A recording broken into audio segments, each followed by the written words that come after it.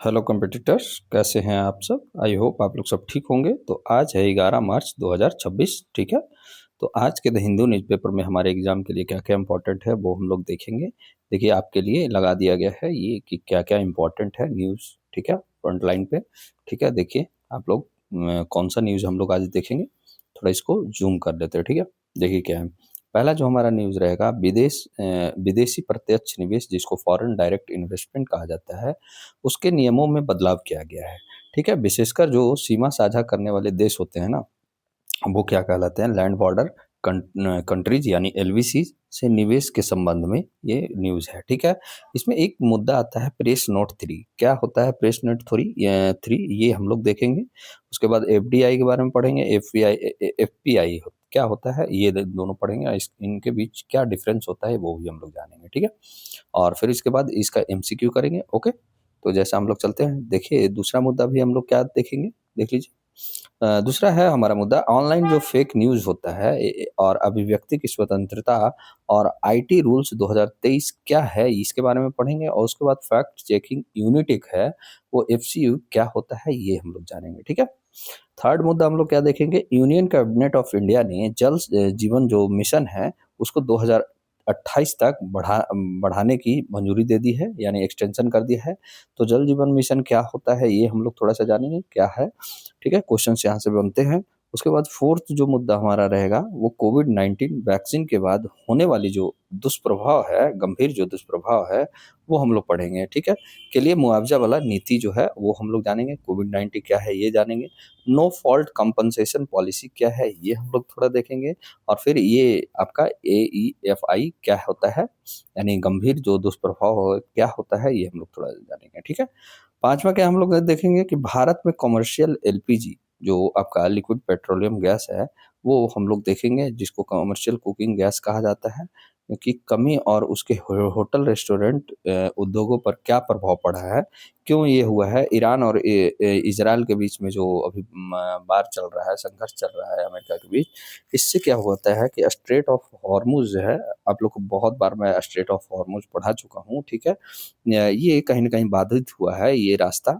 तो इसी कारण हमारा जो तेल है आपका यहाँ से आयात नहीं होकर अब कहाँ से हो रहा है, यूएसए और यूएसए के द्वारा हो रहा है। तो वहाँ से आने में टाइम लग रहा है। ठीक है, पहले कतर से आता था, तो कतर से बहुत नज़दीकी पड़ता था। अब दूरी ज़्यादा बढ़ गया तो टाइम लग रहा है, इसलिए कीमत में बढ़ा है और कमी भी हो रहा है। ठीक है, इसी के तहत एक एमएमबीटीयू आता है। क्या होता है एमएमबीटीयू, ये हम लोग देखेंगे। और फिर सारे का एमसीक्यू भी हम लोग कंटिन्यू, जैसे ही मतलब मुद्दा खत्म होता है पहला मुद्दा, उसी तरीके से एमसीक्यू भी हम लोग करते हैं। ठीक है, चलते हैं हम लोग आज पहले मुद्दे पे। ठीक है, ओके। और एक चीज़ मैं और आपको बताना चाहता हूँ यहाँ पे थोड़ा सा, कि ये बताना चाहता हूँ ना कि ये देखिए कि आप लोग एक छोटा-सा इन्फॉर्मेशन देना चाहता हूँ कि हमारा जो वेब्स अकेडमी है, variety of exam patterns with strategy channel जो है, वो आप लोग जाके सब्सक्राइब कर लीजिए। अगर आप 1000 सब्सक्राइबर में आते हैं तो आपको 4 कोर्सों में फ़ायदा मिलेगा। कौन-कौन सा कोर्स है ये पहले आप देख लीजिए। यूपीएससी आपका सीएसई 2027 और 28 के लिए हमारा बैच आने वाला है। ठीक है? और दूसरा कौन-सा आने वाला है आपका, जेपीएससी जो 14वीं जेपीएससी होने वाला है उसका मेंस का फाउंडेशन कोर्स आने वाला है। थर्ड कौन-सा है आपका, 72वीं जो बीपीएससी होगा उसका प्री प्लस मेंस का कोर्स आने वाला है। और फोर्थ है आपका, क्या आपकी माँग है। ठीक है? माँग आपकी क्या है, डिमांड मतलब कौन-सा आप बैच चाहते हैं। जैसे आपका यूजीसी नेट हो गया, असिस्टेंट प्रोफेसर का अभी आ रहा है, जेट का आ रहा है पेपर। तो ये आप कौन-सा माँग करते हैं, सबसे ज़्यादा डिमांड रहेगा उसका होगा। और इन 4 कोर्सों में अगर फ़ायदा उठाना है तो आप हमारे variety of exam pattern with strategy channel जो यूट्यूब चैनल है, जहाँ से अभी आप देख रहे हैं, उसको आप सब्सक्राइब कर लीजिए। ठीक है? सब्सक्राइब करने के बाद आप बेल आइकन को दबा दीजिएगा, और हमारा जो डिस्क्रिप्शन बॉक्स है उसमें आपको टेलीग्राम का लिंक मिला रहेगा ग्रुप का। वो आप जाके लिंक के माध्यम से आप क्या कीजिए, जाके वहाँ से टेलीग्राम में हमारा जुड़ जाइए। और जुड़ने पे आपको क्या है कि आपके बारे में जानकारी प्राप्त होगी, ताकि आपको वेब्स अकेडमी की तरफ से ये गिफ्ट आपको दिया जा सके। ठीक है? तो ये आप ध्यान दीजिएगा। ठीक है? सब्सक्राइब कीजिए। आप अपने भाई-बहन जो भी तैयारी करना चाहते हैं हमारे साथ ज़ीरो से, तो प्लीज़ आप लोग ज़रूर आप सब्सक्राइब कीजिए और करवाइए। ठीक है? तो आगे बढ़ते हैं। फर्स्ट मुद्दे पे देखिए हमारा फर्स्ट मुद्दा क्या कह रहा है। क्या कह रहा है देखिए यहाँ पे कि in union cabinet tweaks 2020 rules to allow Chinese investment. क्या है देखिए खबर है कि यूनियन कैबिनेट ऑफ इंडिया ने 2020 के जो एफडीआई नियमों हैं उसमें क्या किया, संशोधन कर दिया। जो भारत से भूमि सीमा साझा करने वाले देशों जैसे से आने वाले निवेश पर लागू होते हैं। क्या है, इन नियमों को पहले department for promotion of industry industry and internal trade, ठीक है, यानी डीपीआईआईटी ने प्रेस नोट 3 2020 के माध्यम से लागू किया था। ठीक है, अब ये कौन सा है, देखते हैं पहले इसका कि प्रेस नोट 3 2020 क्या था। ठीक है, थोड़ा देख लेते हैं। देखिए 2020 में जो कोविड-19 आया था उसके दौरान भारत ने यह नियम लागू किया था, प्रेस नोट 3। ठीक है, इसका उद्देश्य क्या था कि संकट के समय भारतीय कंपनियों को के अपॉर्चुनिस्टिक टेक ओवर को रोकना। ठीक है, अवसरवादी को टेक ओवर को रोकना था। नियम के अनुसार जो भी देश भारत के साथ भूमि साझा करता है वो वहाँ की कोई भी कंपनी भारत में निवेश करने से पहले सरकारी मंजूरी यानी गवर्नमेंट अप्रूवल रूट लेगी। यानी आपका ऑटोमेटिक रूट नहीं था, इतना आप जानिए। ठीक है, ये 2020 आया था। काहे क्यों आया था? क्योंकि अपॉर्चुनिटीज जो टेक ओवर होता है भारतीय कंपनियों को, वो उनका रोकने के लिए आया था। ठीक है, तो भारत में निवेश करने से पहले सरकारी मंजूरी लेना पड़ता था। ठीक है, अब क्या है देखिए, भारत के साथ जो भूमि साझा करने वाले देश कौन कौन है ये थोड़ा सा हम लोग देखते हैं। तो चाइना है, पाकिस्तान है, बांग्लादेश है, नेपाल है, भूटान है, म्यांमार है, अफगानिस्तान है। तो ये आप याद रखिएगा कि चाइना भी भूमि से करता है, पाकिस्तान भी करता है, बांग्लादेश भी करता है, नेपाल भी करता है, भूटान भी करता है, म्यांमार भी करता है, अफगानिस्तान भी करता है। तो ये देश आप याद रखिएगा। कितने हो गए, 1 2 3 4 5 6 और 7 7 देश आपका लैंड से आपका बॉर्डर लगता है। ठीक है, यानी सीमा साझा करता है 7 देशों के साथ इंडिया। नए संशोधन क्या है, तो देखिए लेटेस्ट जो अमेंडमेंट हुआ है क्या है कि अब सरकार ने नियम में बेनिफिशियल ऑनरशिप की अवधारणा जोड़ दी है। बेनिफिशियल ऑनरशिप क्या होता है ये अभी थोड़ी देर के बाद मैं बताता हूँ। क्या है नया प्रावधान, यदि किसी लैंड बॉर्डर जो कंट्री है उस देश की कंपनी की गैर नियंत्रणकारी हिस्सेदारी यानी नॉन कंट्रोलिंग स्टेक अगर 10% तक है, ठीक है, तो निवेश ऑटोमेटिक रूट के तहत किया जा सकता है। मतलब समझे यहाँ, जो भी लैंड मतलब हमारे सीमा साझा करता है वो देश, अगर वहाँ की कंपनी की जो गैर नियंत्रणकारी हिस्सेदारी है जो कम से कम 10% तक हो, तब वो क्या करता है कि निवेश हमारे देश में जो करेगा ऑटोमेटिक रूट से करेगा। यानी पूरी तरह से गवर्नमेंट जो है कंपनी वो नहीं कर सकता है, ये आप जानिएगा। ठीक है, किया जा सकता है, सरकार से पूर्व अनुमति जरूरी नहीं होगी, आप ऑटोमेटिक रूप से आप एफडीआई निवेश कर सकते हैं। एफडीआई भी मैं आपको बताता हूँ कि क्या होता है, लेकिन इसकी जानकारी आपको डीपीआईआईटी को देनी जरूर होगा, department of promotion industry and जो है टेक्नोलॉजी को देना ही पड़ेगा। ठीक है, तो ये बात आप याद रखिएगा। अब यहाँ पे हमारा क्या है कि बेनिफिशियल ऑनरशिप क्या है, तो बेनिफिशियल ऑनरशिप मतलब क्या होता है कि बेनिफिशियल ऑनर वह व्यक्ति या संस्था होती है जो किसी कंपनी के लाभ या नियंत्रण का अंतिम वास्तविक मालिक होता है। मतलब जो भी ये कंपनी है तो इसका अंतिम जो मालिक है ना वो क्या होता है, बेनिफिशियल ऑनरशिप। भले ही शेयर किसी अन्य कंपनी के नाम पे हो, भले ही किसी ऐसा होता है कि किसी अन्य कंपनी के नाम पर शेयर खरीदा जाता है, लेकिन जो मालिक होता है वो कोई और होता है। ठीक है, तो ये बात आप याद रखिएगा। कुछ क्षेत्रों के लिए विशेष प्रावधान प्रावधान देखिए, जैसे सरकार ने कहा कि कुछ महत्वपूर्ण क्षेत्रों में जो लैंड बॉर्डर कंट्रीज है, निवेश प्रस्ताव जैसे 60 दिनों के भीतर मंजूर या स्वीकार किए जाएंगे। मुख्य क्षेत्र कौन कौन है, तो कम इलेक्ट्रॉनिक्स कैपिटल गुड्स इसमें दिया गया है, electronics component, polysilicon, long water, ठीक है, sorry long ingot pot wafer, ठीक है, सेमीकंडक्टर उद्योग, ये सब में क्या है कि आपको 60 दिन के भीतर आपको मंजूरी या स्वीकार कर सकते हैं, किया जा सकता है। तो इन सब में छूट नहीं है, तो ये भी आप याद रखिएगा। इस बदलाव का महत्व क्या होगा, तो देख लीजिए इस बदलाव का जो महत्व होगा कि निवेश को बढ़ावा मिलेगा, छोटी हिस्सेदारी वाले भी विदेशी निवेश को आसान बनाया गया है, राष्ट्रीय सुरक्षा इससे होगा, साथ ही रणनीतिक नियंत्रण को भी सीमित रखा गया है, इलेक्ट्रॉनिक्स और सेमीकंडक्टर उद्योग को बढ़ावा दिया गया है। ठीक है, तो ये आप याद रखिएगा।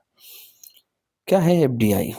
एफडीआई क्या होता है? एफडीआई का मतलब होता है ना विदेश प्रत्यक्ष निवेश, यानी फॉरेन डायरेक्ट इन्वेस्टमेंट। यह तब होता है जब कोई विदेशी कंपनी या निवेशक किसी देश में कंपनी का नियंत्रण खरीदता है या दीर्घकालिक निवेश करता है। ठीक है, विशेषता मतलब समझे कि मान लिया जाए कोई कंपनी है, ठीक है, ये बाहर कंपनी है, ये मान लिया जाए कि ये यूएसए का कंपनी है और ये इंडिया है। यहाँ अगर इसको इन्वेस्टमेंट करना है तो वो लॉन्ग टर्म में करेगा, ठीक है, लॉन्ग टर्म में। और जो भी शेयर खरीदेगा वो लगभग आपका मान लिया किसी कंपनी में अगर शेयर खरीदता है ये, तो कितना खरीदेगा, कम से कम 10% से अधिक, तभी ये एफडीआई माना जाएगा। ठीक है, तो ये एक कीवर्ड है 10% से अधिक। ठीक है, तो ये आप याद रखिएगा। और कंपनी का नियंत्रण खरीदना मतलब वही होता है, और दीर्घकालिक निवेश करना। विशेषताएं क्या होता है? निवेशक को नियमित लाभ होता है, प्रॉफिट शेयर मिलता है, निवेशक को कंपनी के मैनेजमेंट, ये याद रखिएगा, निवेशक को जो इन्वेस्टर होगा उसको कंपनी के मैनेजमेंट या डिसीजन मेकिंग में हिस्सा होता है। ठीक है, मान लिया जाए प्रबंधन में, या आप 10% से अधिक अगर कुछ खरीदे हैं किसी भी कंपनी का शेयर, तो आपको क्या होगा ना, वहाँ पे प्रबंधन और डिसीजन मतलब कोई भी निर्णय नीति बनाने में आपका आपको भी हिस्सा वहाँ पे होता है, और लंबी अवधि के लिए निवेश किया जाता है, शॉर्ट टर्म के लिए नहीं। तो ये बात आप लोग याद रखिएगा। ठीक है, अब एफडीआई के प्रकार जो थोड़ा देखते हैं, क्या है प्रकार? देखिए क्या है एफडीआई के प्रकार। इक्विटी कैपिटल, कंपनी में शेयर खरीदना। इक्विटी कैपिटल मतलब कंपनी में शेयर खरीदना। री इन्वेस्टमेंट ऑफ अर्निंग्स, मुनाफा फिर से कंपनी में निवेश कर देना। जो भी मुनाफा प्रॉफिट हुआ उसको फिर से अगर कंपनी में निवेश कर दिया, वो होता है री इन्वेस्टमेंट अर्निंग। थर्ड क्या होता है? इंट्रा कंपनी लोन्स, विदेशी मूल कंपनी से आंतरिक ऋण। ठीक है, इंट्रा कंपनी मतलब एक ही कंपनी में लोन्स मतलब विदेशी मूल कंपनी से आंतरिक ऋण लेना। ठीक है, एफडीआई पॉलिसी इन इंडिया क्या है, थोड़ा ये देख लेते हैं। तो देखिए, नियामक निकाय जो है department for promotion of industry and internal trade होता है। ठीक है, डीपीआईआईटी फुल फॉर्म क्या होता है? Department for promotion of industrial and internal trade. ठीक है, ये नियामक निकाय है। रिजर्व बैंक ऑफ इंडिया विदेशी मुद्रा विनियमन करता है। रूट्स क्या है? ऑटोमेटिक रूट है। निवेशक को सरकार से अनुमति लेने की आवश्यकता नहीं होता है। अधिकांश सेक्टरों में ये लागू है, ऐसा नहीं कि सभी सेक्टर में लागू है, यानी क्षेत्रों में। गवर्नमेंट रूट, आपका निवेश से पहले केंद्र सरकार की अनुमति आवश्यक होता है। रक्षा, मीडिया, भूमि साझा करने वाले देशों से निवेश आदि जो है आपको गवर्नमेंट अप्रूवल लेना पड़ता है। लेकिन अभी ये जो भूमि साझा करने वाला, सीमा साझा करने वाला है ना देश, वो अब ऑटोमेटिक रूट भी ले सकता है। आपको सिर्फ department for promotion industry and internal trade जो है डीपीआईआईटी, उसके सिर्फ जानकारी देना है। ठीक है, क्या है एफडीआई के लाभ? तो नए उद्योग में निवेश होता है, रोजगार सृजन होता है, टेक्नोलॉजी ट्रांसफर होता है, विदेशी मुद्रा में वृद्धि होगा। ठीक है, एफपीआई क्या होता है? ये एफपीआई जो होता है फॉरेन पोर्टफोलियो इन्वेस्टमेंट, यानी विदेशी पोर्टफोलियो निवेश। यह तब होता है जब कोई विदेशी निवेशक, जो कोई फॉरेन इन्वेस्टर किसी देश की शेयर बाजार या वित्तीय उपकरण में निवेश करता है, ठीक है, लेकिन कंपनी के नियंत्रण में भाग नहीं लेता है। ठीक है, यह इसको ये याद रखिएगा 10% से कम होता है। ठीक है, इसका कोई भी, तो ये कंपनी में हिस्सेदारी अगर 10% से कम हुआ तो ये एफपीआई कहलाता है। ठीक है, विशेषताएं क्या है? तो निवेशक अल्पकालिक या मध्यकालिक हो सकता है, यानी शॉर्ट टर्म के लिए होता है। निवेशक को कंपनी के मैनेजमेंट कंट्रोल में हिस्सा नहीं होता है। शेयर, बॉन्ड, म्यूचुअल फंड आदि में निवेश किया जा सकता है। ठीक है, एफपीआई के प्रमुख स्रोत क्या है? तो देखिए, विदेशी संस्थागत निवेशक, जो एफपीआई होता है आपका foreign investment institution, investor institution, mutual fund, ठीक है, पेंशन फंड, बैंक और बीमा कंपनी, ठीक है। तो ये मुख्य स्रोत होता है एफपीआई का। एफपीआई पर नियम और नियामक कौन है? तो देखिए वहाँ पे डीपीआईआईटी था, यहाँ पे क्या है, security and exchange board of India, SEBI है। एफपीआई का रजिस्ट्रेशन और निगरानी ये करता है, सेबी करता है। आरबीआई विदेशी मुद्रा और निवेश प्रवाह पर नियंत्रण करता है, ये तो दोनों जगह करता है। शॉर्ट फॉर्म में देख लीजिए, एफडीआई कंट्रोल करता है किसी कंपनी पे और लॉन्ग टर्म वहाँ पे निवेश करता है। एफपीआई पोर्टफोलियो है, ठीक है, मतलब प्रॉफिट हुआ भागा, ठीक है। इस तरह शॉर्ट और मीडियम टर्म है, नो कंट्रोल यहाँ पे है। रेगुलेटर्स जो है सेबी, सेबी जो है मार्केट बाजार को, आरबीआई जो फॉरेक्स विदेशी रिजर्व को करता है, ठीक है। तो ये आप याद रखिए। दोनों में अंतर क्या है थोड़ा देखते हैं। देखिए अंतर क्या है, विशेषता एफडीआई और एफपीआई। देखिए ये नियंत्रण जो है निवेशक को कंपनी में कंट्रोल और मैनेजमेंट मिलता है एफडीआई में, निवेशक को क्या एफपीआई में कंट्रोल नहीं मिलता है, ठीक है। अवधि क्या होता है, एफडीआई लंबी अवधि का होता है और एफपीआई अल्प या मध्यकालिक होती है। लक्ष्य क्या होता है, तो एफडीआई का उद्योग उत्पादन तकनीक में निवेश करना, और एफपीआई का लक्ष्य होता है शेयर बाजार में, बॉन्ड में, म्यूचुअल फंड आदि में निवेश करना। जोखिम क्या है, तो एफडीआई में जोखिम जो है अपेक्षाकृत कम है और स्थिर भी है, लेकिन एफपीआई अधिक स्थिर होता है, शेयर मार्केट पर निर्भर रहता है। तो यानी जोखिम ज़्यादा एफपीआई में होता है। तो ये डिफरेंस आप याद रखिएगा, एक बार आप इसका स्क्रीनशॉट ले लीजिए ताकि आपको हमेशा याद रहे, ठीक है, याद करने में भी सहूलियत मिले। अब हमारा यहाँ से एमसीक्यू है, ठीक है, देखते हैं एमसीक्यू क्या बोल रहा है। भारत में विदेशी निवेशक के संदर्भ में सही कथन पहचाने, क्या है, एफडीआई लंबी अवधि का निवेश होता है, बिल्कुल सही बात है। दूसरा क्या है, एफपीआई अल्पकालिक या मध्यकालिक निवेशक होता है, बिल्कुल ये सही है। एफडीआई में निवेशक को शेयर बाजार में भाग लेना अनिवार्य होता है, ऐसा नहीं होता है, ठीक है। तो ऑप्शन नंबर ए हमारा सही हो जाएगा, केवल एक और दो, ठीक है। अगले प्रश्न पे चलते हैं, क्या बोल रहा है देखिए, भारत के साथ सीमा साझा करने वाले देश में निम्नलिखित में से कौन सा शामिल है?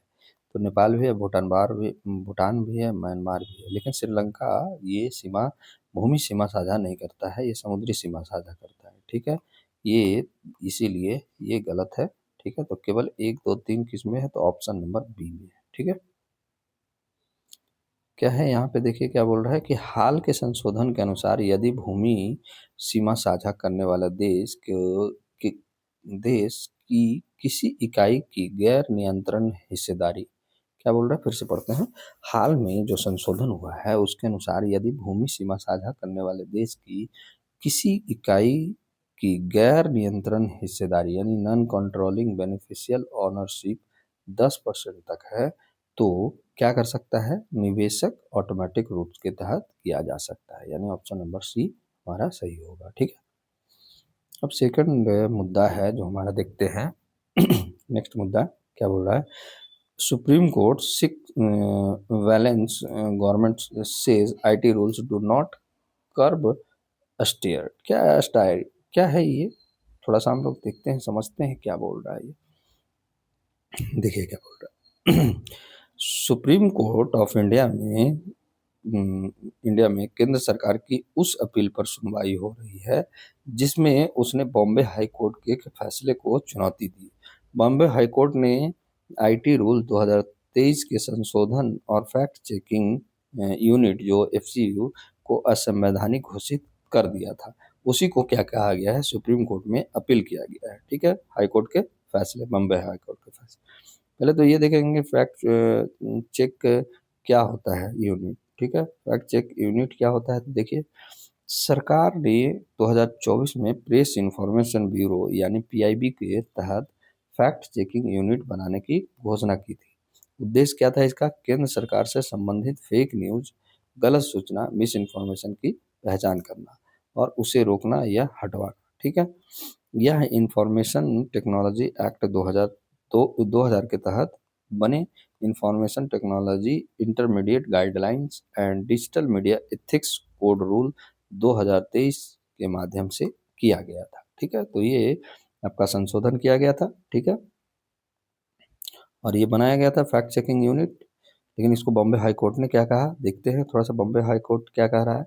बॉम्बे हाई कोर्ट ने कहा कि फेक, फॉल्स, मिसलीडिंग जैसे शब्द स्पष्ट रूप से परिभाषित नहीं है, इसलिए यह नियम जो है अस्पष्ट है, अनवैध है।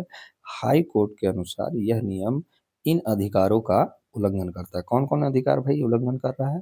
तो अनुच्छेद 14, कैसे, समानता का अधिकार, ठीक है।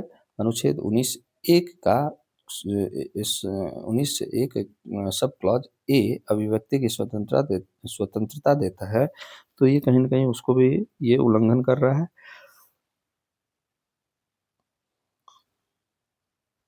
और आपका अनुच्छेद 19(1) सब क्लॉज जी जैसे पेशा और व्यवसाय की स्वतंत्रता देता है, तो कहीं न कहीं ये तीनों अनुच्छेद क्या है, उल्लंघन हमारा हो रहा है, ठीक है। तो ये ध्यान दीजिएगा, बॉम्बे हाई कोर्ट ने ये कहा। और हाई कोर्ट ने क्या कहा कि सरकार खुद को सत्य का अंतिम निर्णायक, यानी सरकार को खुद का संदेश, सोल आर्बिटर ऑफ ट्रुथ नहीं बना सकती है, ठीक है। खुद को अंतिम सत्य का अंतिम निर्णायक यानी सोल आर्बिटर ऑफ ट्रुथ नहीं बना सकता है, तो ऐसा बॉम्बे हाई कोर्ट ने कहा था। अब सुप्रीम कोर्ट में सरकार का क्या पक्ष रखा है, देख लेते हैं। देखिए क्या करा है सरकार की ओर से। तुषार मेहता जो सोलिसिटर जनरल है, उन्होंने कहा कि आईटी रूल्स का उद्देश्य हास्य, व्यंग्य या सरकार की आलोचना को रोकना नहीं है। इसका उद्देश्य सिर्फ फेक न्यूज को रोकना है, ऐसा सुप्रीम कोर्ट में सरकार के पक्ष के तौर पे सॉलिसिटर जनरल जो तुषार मेहता है उन्होंने बोला। अब याचिकाकर्ताओं का क्या पक्ष है? तो ये याचिकाएं इन संगठनों ने दायर की थी। कौन कौन? Editors guide guild of India, ठीक है, association of Indian magazines, new broadcasters and digital association. साथ ही stand up comedian Kunal Kamra भी याचिकाकर्ता थे। तो ये आप याद रखिएगा थोड़ा बहुत। इनका सवाल था कि इनका जो सवाल था याचिकाकर्ता कि फैक्ट चेक यूनिट में कौन तय करेगा कि कोई खबर फेक है या मिसलीडिंग, कौन तय करेगा? ऐसा तो कुछ ऐसा इंस्टीट्यूशन भी नहीं बना हुआ है। सुप्रीम कोर्ट की टिप्पणी क्या है? देखिए सुप्रीम कोर्ट क्या कर रहा है टिप्पणी, ये अभी तो ये देखिए क्या करा। पीठ की अध्यक्षता कर रहे थे आपका सूर्यकांत जो चीफ जस्टिस ऑफ इंडिया है। उन्होंने कहा कि फेक न्यूज से देश को नुकसान हो सकता है, लेकिन अभिव्यक्ति की स्वतंत्रता भी सुरक्षित रहनी चाहिए। अर्थात कोर्ट राष्ट्रीय हित और व्यक्तिगत अधिकारों के बीच संतुलन चाहता है, ठीक है, ये अभी कहा गया है। अब वर्तमान स्थिति जो है कि सुप्रीम कोर्ट ने केंद्र की अपील पर नोटिस जारी किया है, लेकिन हाई कोर्ट के फैसले पर रोक लगाने से इनकार कर दिया है। ऐसा नहीं है कि हाई कोर्ट जो है संवैधानिक करार दिया था उसको रोक नहीं दिया है, रोक दिया है, ठीक है। मामला अभी भी सुनवाई के क्या है, सुनवाई के अधीन है, ठीक है। तो ये आप याद रखिएगा। देखिए यहाँ पे क्या बोल रहा है। अब हमारे लिए इम्पोर्टेंट क्या है कि information technology intermediate guidelines and digital media ethics code जो 2021 आया था वो पहले पढ़ते हैं, उसके बाद जो संशोधन इसमें हुआ था 2023 बना था, ठीक है। तो देखिए ये नियम इंफॉर्मेशन टेक्नोलॉजी आईटी एक्ट 2000 के तहत बनाया गया है, ठीक है। और भारत में जो सोशल मीडिया प्लेटफॉर्म है, डिजिटल न्यूज़ है और ओटीटी जो प्लेटफॉर्म है उसको नियंत्रित करने के लिए ये लागू किया गया था। और इन्हें ministry of electronics and information technology जो IT, ministry of electronics and IT जो मिनिस्ट्री है और ministry of information and broadcasting द्वारा लागू करवाया गया था। इंटरमीडियरी यानी मध्यस्थ क्या होता है? तो देखिए इंटरमीडियरी वह डिजिटल प्लेटफॉर्म है जो यूजर द्वारा बनाई गई एक सामग्री को होस्ट या प्रसारित करते हैं। जैसे आप अगर कुछ बनाते हैं फेसबुक पे आप डालते हैं, ठीक है, तो ये होस्ट कौन करेगा? तो फेसबुक करता है। ट्विटर पे आप कुछ लिखते हैं तो ट्विटर करता है। यूट्यूब पे आप कुछ डालते हैं तो यूट्यूब मीडिया इंटरमीडियरी का काम करता है। व्हाट्सअप इंटरमीडियरी का काम करता है। तो ये इंटरमीडियरी आपका प्लेटफॉर्म कहलाता है, ठीक है। रूल्स के मुख्य उद्देश्य क्या थे, क्या हैं? तो देखिए सोशल मीडिया प्लेटफॉर्म की जवाबदेही को बढ़ाना था, फेक न्यूज, हानिकारक कंटेंट को रोकना था, यूजर्स के लिए शिकायत निवारण व्यवस्था बनाना था, ठीक है। डिजिटल मीडिया और ओटीटी प्लेटफॉर्म को विनियमित करना इसका उद्देश्य था। सोशल मीडिया के लिए प्रमुख प्रावधान भी क्या किया गया है, तो देखिए ग्रीवांस रियड्रेस ऑफिसर, ठीक है, हर प्लेटफॉर्म को एक शिकायत अधिकारी नियुक्त करना होगा। शिकायत का समाधान 15 दिन के भीतर होना करना होगा, ठीक है, तो ये ऐसा बोला गया है। और दूसरा क्या है कि आपका चीफ कंप्लायंस ऑफिसर, बड़े सोशल मीडिया प्लेटफॉर्म को चीफ कंप्लायंस ऑफिसर यानी नोडल कॉन्टैक्ट आपका पर्सन बनाना है, रेसिडेंट ग्रीवांस ऑफिसर बनाना है, भारत में नियुक्त करना होगा, ठीक है, तो ये सब करना आपको ज़रूरी है, जो भी है मतलब भारत के लिए बनाया गया है, ठीक है। ट्रेसेबिलिटी रिक्वायरमेंट क्या है, मैसेजिंग प्लेटफॉर्म जैसे व्हाट्सएप हो गया, कुछ ज़रूरत पड़ने पर पहले संदेश भेजने वाले व्यक्ति ऑरिजिनेटर को पता बताना पड़ सकता है, ठीक है, तो ऐसा भी एक नियम आया था। ओके, तो ये नियम मतलब विशेष प्रावधान जो था वो आप लोग जान गए। ओटीटी प्लेटफॉर्म के लिए नियम क्या बनाया गया था कि जैसे ओटीटी प्लेटफॉर्म जो है आपका, जैसे नेटफ्लिक्स हो गया, अमेजॉन प्राइम वीडियो हो गया, को कंटेंट क्लासिफिकेशन सिस्टम लागू करना होगा। कंटेंट कैटेगरी जैसे आपका यू सर्टिफिकेट देना होगा, UE 7+ सर्टिफिकेट देना है, UE 13+ सर्टिफिकेट देना है, UE+ 16+ आपका सर्टिफिकेट देना है, ये मतलब अडल्ट्स होता है, ठीक है, तो ये आपका देना है, ठीक है, तो ये आप याद रखिएगा। 2023 में अमेंडमेंट हुआ था, ठीक है, क्या महत्वपूर्ण था, तो 2023 में नियमों में संशोधन किया गया था। सरकार से संबंधित फेक न्यूज़ की पहचान के लिए फैक्ट चेक यूनिट बनाया गया था। गलत सूचना को हटाने की जिम्मेदारी प्लेटफॉर्म पर थोपी गई थी। यह प्रेस इंफॉर्मेशन ब्यूरो के तहत प्रस्तावित था, ठीक है। तो विवाद क्यों हो गया भाई, तो विवाद देखिए इसलिए हो गया कि आलोचकों के अनुसार कहना है कि सरकार खुद को फेक न्यूज़ तय नहीं कर सकती है। इससे क्या होगा कि आर्टिकल 19 के सब क्लॉज 1 के sub clause A freedom of speech को कहीं ना कहीं ये प्रभावित करता है। और इसी कारण बॉम्बे हाई कोर्ट ने आपका 2024 में फैक्ट चेक यूनिट को असंवैधानिक बताया। मामला अभी भी सुप्रीम कोर्ट ऑफ इंडिया में चल ही रहा है, वो अभी आपको देखें ही, ठीक है। अब यहाँ से हमारे क्या है, एमसीक्यू पढ़ते हैं, ठीक है, एमसीक्यू देख लेते हैं। तो देखिए information technology intermediary guidelines and digital media ethics code 2000 rules 2021 के संदर्भ में निम्नलिखित कथनों पर विचार कीजिए। क्या है ये, यह नियम आईटी एक्ट 2000 के तहत बनाया गया, बिल्कुल सही बात है। यह नियम social media platform, digital news media, OTT platform पर लागू होता है, बिल्कुल सही है। इन नियमों के अनुसार सभी सोशल मीडिया कंपनियों को अपना डेटा सर्वर भारत में ही रखना अनिवार्य है, ऐसा नहीं है, ठीक है, ऑप्शन नंबर ए हमारा सही हो जाएगा, ठीक है। अगले प्रश्न में चलते हैं, क्या बोल रहा है कि आईटी रूल्स 2021 के अंतर्गत आपका significant social media intermediary SSMI के निम्नलिखित में से कौन सा व्यवस्था अनिवार्य है, तो देखिए चीफ कंप्लायंस ऑफिसर होना पड़ेगा, नोडल कॉन्टैक्ट पर्सन होगा, रेसिडेंट ग्रीवांस ऑफिसर, ये तीनों होगा, ठीक है, ऑप्शन नंबर डी हमारा सही हो जाएगा, ठीक है। अगले प्रश्न में चलते हैं, क्या बोल रहा है देखिए कि निम्नलिखित में से कौन सा प्लेटफॉर्म आपका इंटरमीडियरी की श्रेणी में आता है, तो आपका कौन सा आता है, फेसबुक आता है, व्हाट्सएप आता है, यूट्यूब आता है, तो 1 2 3 किसमें है, तो ऑप्शन नंबर डी में, ठीक है। अगले प्रश्न में चलते हैं, क्या बोल रहा है देखिए कि आईटी रूल्स 2021 के अंतर्गत ओटीटी प्लेटफॉर्म के लिए निम्नलिखित में कौन सा प्रावधान किया गया है, तो ये कौन सा कंटेंट का आयु आधारित वर्गीकरण करे, बिल्कुल सही बात है। अभिभावकीय नियंत्रण यानी पेरेंट लॉक, ठीक है, शिकायत निवारण तंत्र होना चाहिए, तो ये तीनों है, ऑप्शन नंबर डी हमारा सही हो जाएगा, ठीक है। अब देखिए यहाँ पे आपके लिए क्या लगा हुआ था, ये आपका मेंस का क्वेश्चंस लगा हुआ है, प्लीज़ आप लोग मेंस का क्वेश्चंस लिखा कीजिए, ठीक है। हमारा जो डिस्क्रिप्शन बॉक्स में आपको टेलीग्राम लिंक दिया गया है बैप्स एकेडमी 24, तो वहाँ पे आप जाके ये डाल सकते हैं, ठीक है। फेक न्यूज़ को नियंत्रित करने और अभिव्यक्ति की स्वतंत्रता के बीच संतुलन बनाना लोकतंत्र के लिए एक बड़ी चुनौती है। इस कथन का विश्लेषण कीजिए और 150 शब्दों में आप लिख सकते हैं, ठीक है। तो प्लीज़ आप लोग यहाँ पे भेजिएगा वेब्स एकेडमी 24, ठीक है, टेलीग्राम पे।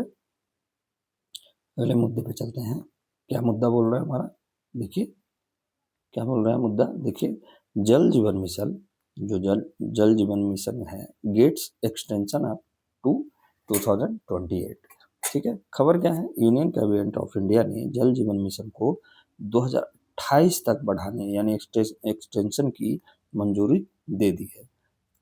ठीक है, इसका उद्देश्य क्या है? तो देखिए उद्देश्य ये है कि हर ग्रामीण घर तक नल के माध्यम से सुरक्षित पेयजल यानी टैप वाटर उपलब्ध कराना। इस कार्यक्रम को मिनिस्ट्री ऑफ जल शक्ति ने लागू किया है। ठीक है, जल जीवन मिशन क्या है ये हम लोग देखते हैं।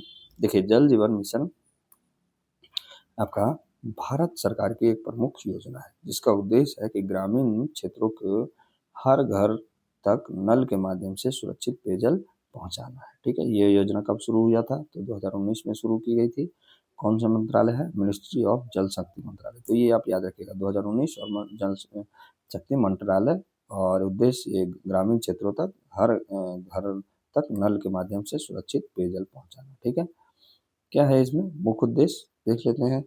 देखिए हर ग्रामीण परिवार को functional house hold tap connection यानी FHTC देना है। ठीक है, यानी functional house hold tap connection देना है। प्रत्येक व्यक्ति को 55 लीटर, ये वर्ड थोड़ा सा आप लोग को फैक्चुअल याद रखना पड़ेगा, 55 लीटर प्रति जो दिन है आपका देना होगा। 55 लीटर सुरक्षित पेयजल उपलब्ध कराना होगा। पानी की गुणवत्ता और नियमित आपूर्ति सुनिश्चित करना होगा। ठीक है, योजना की प्रमुख विशेषता क्या है? तो ये देखिए हर घर हर जो है क्या बोल रहा है, हर घर नल से जल। ठीक है, हर घर नल से जल। ग्रामीण घरों तक पाइपलाइन से पानी पहुंचाना। सामुदायिक भागीदारी क्या है? ग्राम पंचायत हो गया, स्थानीय समुदाय हो गया, जल प्रबंधन में भाग लेते हैं। थर्ड क्या है? जल की गुणवत्ता की निगरानी, गांव स्तर पर पानी की टेस्टिंग और निगरानी की व्यवस्था करना। ठीक है, फोर्थ क्या है आपका? देखिए जल स्रोत स्थिरता, सोर्स सस्टेनेबिलिटी, वर्षा जल संचयन करना, भूजल संरक्षण करना, जल स्रोतों का पुनर्भरण करना। ठीक है, तो ये इसकी विशेषता है। महत्व क्या है? देखिए तो महिलाओं का समस्या समय बचेगा। पानी लाने की समस्या जो था कि दूर से कुआं से लाना, तालाब से लाना, तो उसकी समय बचेगा। जल जनित रोग में कमी आएगी क्योंकि स्वच्छ जल इनको प्राप्त होगा। और क्या होगा? स्वास्थ्य और स्वच्छता में सुधार आएगी। ग्रामीण जीवन स्तर में इससे सुधार आएगी। और ये योजना थोड़ा सा ये देख लीजिए कब शुरू किया गया था। तो ये आप इस तरीके से इसको स्क्रीनशॉट ले लीजिएगा कि 2019 में मिनिस्ट्री ऑफ जल शक्ति के द्वारा लक्ष्य जो है हर ग्रामीण घर तक नल से जल पहुंचाना और 55 लीटर प्रति व्यक्ति प्रतिदिन देना है। ठीक है, तो ये लक्ष्य है। ठीक है, अब कार्यक्रम में क्या बदलाव होगा थोड़ा देख लीजिए। सरकार ने कहा है कि अब योजना का फोकस बदलेगा। पहले था कि अवसंरचना का मतलब उत्पन्न करना, ठीक है, यानी बनाना, पाइपलाइन, जल टैंक, पानी की सप्लाई प्रणाली बनाना, ये था। लेकिन अब क्या होगा कि सर्विस सेवा जो देने पर होगा, सर्विस डिलीवरी पे कार्य होगा। नियमित पानी की आपूर्ति होना चाहिए, पानी की गुणवत्ता होना चाहिए, सिस्टम का रख रखाव मेंटेनेंस पे बात होगा। ठीक है, फोकस ये अब रहेगा। योजना का महत्व वही, ग्रामीण जीवन स्तर में सुधार आया। ठीक है, जल जनित रोग में कमी आई जैसे डायरिया, हैजा, टाइफाइड वगैरह। ठीक है, और ग्रामीण विकास हुआ, स्वच्छ और जीवन गुणवत्ता बेहतर हुआ। ठीक है, तो ये आप याद रखिएगा। चुनौतियाँ क्या क्या है? तो देखिए चुनौती ये है आपका इसमें कि जल स्रोतों की कमी है, भूजल का अत्यधिक दोहन हो रहा है, जल गुणवत्ता, फ्लोराइड, आर्सेनिक, ये सब ज़्यादा है जल में, तो कहीं ना कहीं ये हानि है। पाइपलाइन के रखरखाव की समस्या भी है। समाधान, वर्षा जल संचयन कीजिए, स्थानीय जल स्रोतों का संरक्षण करिए और सामुदायिक भागीदारी बढ़ाइए। ठीक है, तो ये आप ला सकते हैं। ओके, मेंस का क्वेश्चन देखिए कि ये आगे आपका मेंस का क्वेश्चन लगाया हुआ है कि जल जीवन मिशन ग्रामीण भारत में जल सुरक्षित सुनिश्चित करने की दिशा में एक महत्वपूर्ण पहल है। इस कथन का विश्लेषण कीजिए और 150 या 250 शब्दों में लिखकर हमें डिस्क्रिप्शन बॉक्स में हमारा जो टेलीग्राम लिंक ग्रुप है वहाँ पे आपको दिया गया है, वहाँ सेंड कर सकते हैं उससे ज्वाइन करके। ओके, इसका देखते हैं MCQ। निम्नलिखित में कौन सी योजना ग्रामीण भारत में हर घर नल जल से उपलब्ध कराने के लिए शुरू की गई? तो ये जल जीवन मिशन, ऑप्शन नंबर सी है। ठीक है, दूसरा क्या है आपका कि जल जीवन मिशन के संदर्भ में निम्नलिखित कथनों पर विचार कीजिए। पहला कथन आपका क्या बोल रहा है कि इसका उद्देश्य हर ग्रामीण परिवार को नल के माध्यम से सुरक्षित पेयजल उपलब्ध कराना है, बिल्कुल।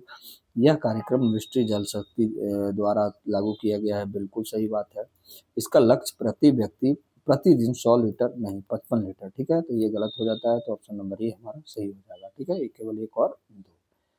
अगले क्वेश्चन पे चलते हैं, क्या बोल रहा है देखिए आपका कि जल जीवन मिशन के संदर्भ में निम्नलिखित कथनों पर विचार कीजिए। पहला कथन आपका है कि यह योजना 2019 में शुरू किया गया, बिल्कुल। इसका दूसरा है, इसका मुख्य उद्देश्य ग्रामीण क्षेत्रों में functional house hold tap connection प्रदान करना, ये भी बिल्कुल सही बात है।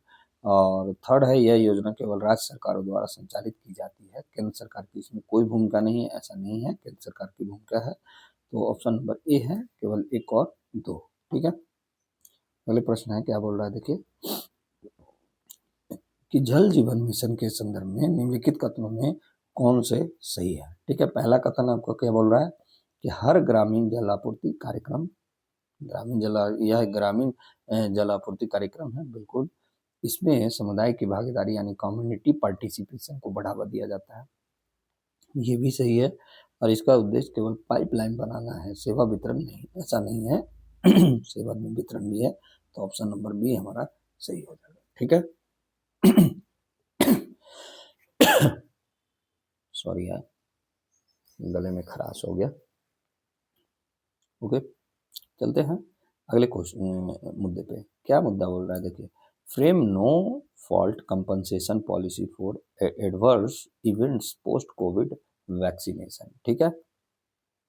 तो क्या है खबर, सुप्रीम कोर्ट ऑफ इंडिया ने केंद्र सरकार को निर्देश दिया है कि कोविड-19 जो टीकाकरण है उसके बाद होने वाली जो गंभीर दुष्प्रभाव के लिए नॉन फॉल्ट कंपनसेशन पॉलिसी तैयार करे।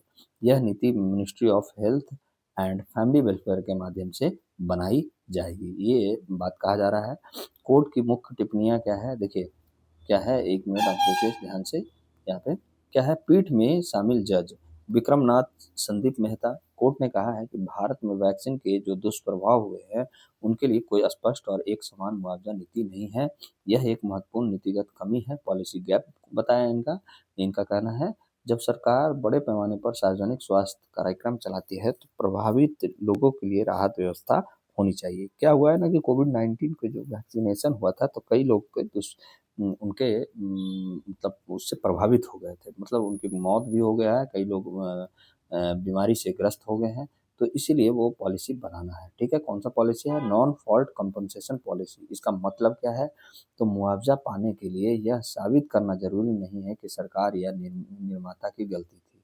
यदि टीकाकरण से नुकसान हुआ है तो जल्दी राहत करें, कंपनसेशन दी जाती है। ऐसा नहीं है कि पहले बोला गया था कि आप होता है ऐसा कि सरकार या निर्माता की गलती आप प्रूफ कीजिए तभी आपको कंपनसेशन मिलेगा, ठीक है। उद्देश्य क्या है आपका, लंबी कानूनी प्रक्रिया से बचाना, पीड़ित को त्वरित सहायता देना। यह प्रणाली कई देशों में मौजूद है, जैसे आपका अमेरिका हो गया, ब्रिटेन हो गया, जापान हो गया, इन सब देशों में ये मौजूद है, ठीक है। अब यहाँ पे AEFI क्या होता है, तो देखिए क्या होता है, एडवर्स इवेंट फॉलोइंग इम्यूनाइजेशन, क्या होता है, अर्थात टीकाकरण के बाद होने वाली कोई भी अप्रत्याशित स्वास्थ्य समस्या, ये कहलाता है AEFI, ठीक है। यह 3 प्रकार की हो सकती है, एक वैक्सीनेशन से संबंधित, दूसरा आपका टीकाकरण प्रक्रिया से संबंधित, और एक कंसिडेंटल यानी आपका संयोगवश, ठीक है। तो ये हो सकता है 3 प्रकार से। ओके, आगे चलते हैं। भारत में जो कोविड का टीकाकरण के आंकड़े क्या है, सरकार के अनुसार है कि कुल वैक्सीन जो डोज है 219.86 करोड़ को वैक्सीनेशन लगा। AEFI के मामले में 92,114 लोग मतलब मामले आए, इससे दुष्प्रभावित हुए। प्रतिशत आपका 0.0042% है, यानी रिपोर्ट मौतें जो हुआ है 1,171 लोगों का मौत हुआ है इससे, ठीक है, वैक्सीनेशन लेने के बाद। इससे क्या पता चलता है कि मतलब गंभीर दुष्प्रभाव बहुत कम थे, लेकिन फिर भी प्रभावित लोगों के लिए नीति जरूरी है, ये ऐसा बोला गया है, ठीक है। निर्णय का महत्व क्या होगा, देखिए जो ये निर्णय दिया गया है इसका महत्व ये होगा कि वेलफेयर स्टेट की अवधारणा को बढ़ावा मिलेगा। कोर्ट ने कहा है कि कल्याणकारी राज्य यानी वेलफेयर स्टेट में सरकार की जिम्मेदारी है कि वो नागरिकों की सुरक्षा करे, और दूसरा क्या है कि सार्वजनिक स्वास्थ्य कार्यक्रमों में विश्वास बढ़ेगा इससे। ऐसे नीति से लोगों का वैक्सीन पर भरोसा बढ़ेगा, भविष्य के टीकाकरण कार्यक्रम सफल होंगे। तो ये ऐसा कहा गया, ठीक है। अब कोविड-19 क्या होता है ये थोड़ा-सा हम लोग जान लेते हैं। तो देखिए, कोरोना वायरस डिजीज़ जिसको बोला जाता है 2019, ये एक संक्रामक बीमारी है जो कोरोना वायरस सार्स कोविड 2 से होती है। यह बीमारी पहली बार 2019 में चीन के वुहान में वुहान शहर में पाई गई थी। इसके बाद यह तेजी से पूरी दुनिया में फैल गई और वर्ल्ड हेल्थ ऑर्गेनाइजेशन डब्ल्यूएचओ ने इसे 11 मार्च 2020 को महामारी यानी पैंडेमिक घोषित किया। और वायरस सारस कोविड 2 बीमारी कोविड-19, ठीक है। संक्रमण कैसे फैलता है तो ये देख लीजिए, यह मुख्यतः श्वसन यानी रेस्पिरेटरी संक्रमण है। संक्रमण के तरीके संक्रमित व्यक्ति की खांसी या छींक की बूंदे से, संक्रमित व्यक्ति के करीब से संपर्क से, संक्रमित सतहों को छूने के बाद आंख, नाक या मुंह छूने से ये होता है, ठीक है। मुख्य लक्षण क्या इसमें रहेगा तो देखिए कोविड-19 का सामान्य लक्षण है कि बुखार आएगा, सूखी खांसी आएगी, थकान होगा, गले में दर्द होगा, स्वाद या गंध का कम होना, सांस लेने में कठिनाई, गंभीर मामले में ये होता है। रोकथाम का उपाय, देखिए रोकथाम के उपाय क्या है। महामारी के दौरान मुख्य उपाय थे जैसे मास्क पहनना, हाथ धोना, सैनिटाइजर का उपयोग करना, सामाजिक दूरी बनाना, टीकाकरण करना। तो ये रोकथाम का उपाय था, ठीक है। भारत में कोविड-19 टीकाकरण, तो देखिए भारत ने दुनिया का सबसे बड़ा टीकाकरण अभियान चलाया था। मुख्य वैक्सीन था कोविशील्ड और कोवैक्सीन। टीकाकरण कार्यक्रम को कोविन प्लेटफॉर्म के माध्यम से संचालित किया गया था। तो ये आप याद रखिएगा, कोविन प्लेटफॉर्म, ठीक है। ये आपको एमसीक्यू वैसा बनेगा, ठीक है। आपका भारत में प्रमुख सरकारी पहल कौन कौन थे तो प्रधानमंत्री गरीब कल्याण योजना चलाया गया था, गरीबों की राहत के लिए आत्मनिर्भर भारत अभियान चलाया गया था, आर्थिक पैकेज दिया गया था, वैक्सीन मैत्री चलाया गया था, अन्य देशों को वैक्सीन भेजा गया था वैक्सीन मैत्री से, ठीक है। तो ये भी आप याद रखिएगा योजना। अब इसका एमसीक्यू देख लेते हैं। देखिए एमसीक्यू क्या कह रहा है कि कोविड-19 के संदर्भ में निम्नलिखित कथनों पर विचार कीजिए। पहला कथन, कोविड-19 सारस कोविड 2 कोवैक्स वायरस के कारण होता है। बिल्कुल, वर्ल्ड हेल्थ ऑर्गेनाइजेशन ने कोविड-19 को 11 मार्च 2020 को महामारी घोषित की थी। बिल्कुल सही बात है। यह केवल सतहों के संपर्क से फैलता है, श्वसन बूंदों से नहीं, ऐसा नहीं है। ऑप्शन नंबर 1 और 2, ठीक है। अगला प्रश्न है देखिए कि भारत में कोविड-19 टीकाकरण अभियान के संदर्भ में निम्नलिखित कथनों पर विचार करें। कोविशील्ड एक वायरल वेक्टर वैक्सीन है। कोवैक्सीन एक निष्क्रिय इनएक्टिव वेट वायरस वैक्सीन है और दोनों वैक्सीन mRNA तकनीकी पर आधारित है। ऐसा नहीं है, बाकी दोनों सही है, यानी ऑप्शन नंबर बी हमारा सही है। 1 और 2 दोनों सही है, ठीक है। अगले प्रश्न पे चलते हैं। आपका एडवर्स इवेंट फॉलोइंग इम्यूनाइजेशन यानी AEFI के संदर्भ में निम्नलिखित कथनों पर विचार करें। पहला कथन, यह टीकाकरण के बाद होने वाली किसी भी प्रतिकूल स्वास्थ्य घटनाओं को दर्शाता है। बिल्कुल सही बात है। यह हमेशा वैक्सीन के कारण होता है, ऐसा नहीं है। यह टीकाकरण प्रक्रिया से संबंधित हो सकता है, ये सही है। ऑप्शन नंबर बी 1 और 3, ठीक है। अगला प्रश्न है कि भारत में के कोविड-19 टीकाकरण कार्यक्रम के प्रबंधन के लिए किस डिजिटल प्लेटफॉर्म को उपयोग किया गया है तो कोविन प्लेटफॉर्म, ठीक है। Option number B, okay. चलते हैं आपका अगले खबर पर। देखिए मैं इसका ऊपर का लगाना भूल गया, सॉरी, ठीक है। या लगाया होगा कहीं भी तो लगाया है, ठीक है, नहीं लग पाया, ठीक है। देखिए खबर क्या है। खबर है ना कि देश के कई राज्यों में कमर्शियल एलपीजी सिलेंडर की सप्लाई कम हो गई है, जिससे क्या हो गया कि होटल, रेस्टोरेंट, कैटरिंग और हॉस्पिटैलिटी सेक्टर प्रभावित हो रहा है। सबसे ज़्यादा जो प्रभावित शहर है मुंबई हो गया, बेंगलुरु हो गया, दिल्ली हो गया, हैदराबाद हो गया, कोलकाता हो गया, ये सब ज़्यादा प्रभावित है। होटल एसोसिएशन का कहना है कि अगर स्थिति जल्द नहीं सुधरी तो कई रेस्टोरेंट बंद हो सकते हैं, ऐसा होटल एसोसिएशन का कहना है, ठीक है। अब एलएनजी और एलपीजी क्या होता है ये हम लोग थोड़ा सा देखते हैं। देखिए एलएनजी होता है लिक्विफाइड नेचुरल गैस, जो प्राकृतिक गैस को बहुत कम तापमान यानी -162 डिग्री सेल्सियस पर तरल बनाया जाता है, ठीक है। जहाज़ों से लंबी दूरी तक ले जाना आसान होता है और भारत एलएनजी आयात करता है। एलपीजी लिक्विफाइड पेट्रोलियम गैस क्या होता है, तो प्रोपेन और ब्यूटेन गैस का मिश्रण होता है। एलपीजी होता है प्रोपेन और ब्यूटेन गैस का मिश्रण होता है। मुख्य उपयोग इनका घरेलू खाना बनाने में या होटल रेस्टोरेंट में किया जाता है खाना बनाने में। ओके, तो ये हम लोग जानेंगे। देखिए, कमी का मुख्य कारण क्या है, तो आयात में समय। क्यों? देखिए, भारत को कतर से गैस जल्दी मिल जाता था, लेकिन अभी जो यूनाइटेड स्टेट और नॉर्वे से गैस आने में लगभग 2 महीने लगते हैं। और क्यों ऐसा लगाया जा रहा है, तो आपको पता ही है कि ईरान, इजराइल और यूएसए के बीच संघर्ष चल रहा है। इसमें क्या है कि जो स्ट्रेट ऑफ हार्मुज है, जो हमारा रास्ता था, वो उस पे अभी बंद कर दिया है। तो इस कारण क्या है आपका, ये तेल जो मंगवाना पड़ रहा है यूनाइटेड स्टेट और नॉर्वे से हमें मंगवाना पड़ रहा है। इसमें क्या है, आने में समय लग रहा है, तो इसलिए कमी हो रही है। दूसरा, वैश्विक गैस गैस कीमतें बढ़ गई हैं, अंतर्राष्ट्रीय बाजार में गैस महंगी हो गई हैं, इसलिए आपूर्ति संतुलन में समय लग रहा है। तो ये कमी है मुख्य कारण। और संकट के मुख्य कारण क्यों बना है, तो घरेलू एलपीजी को प्राथमिकता देना। सरकार ने पहले घरेलू उपभोक्ताओं के लिए एलपीजी सप्लाई सुनिश्चित करने का फैसला किया था, इसलिए कॉमर्शियल सिलेंडर की सप्लाई कुछ जगह पर कम हो गई है।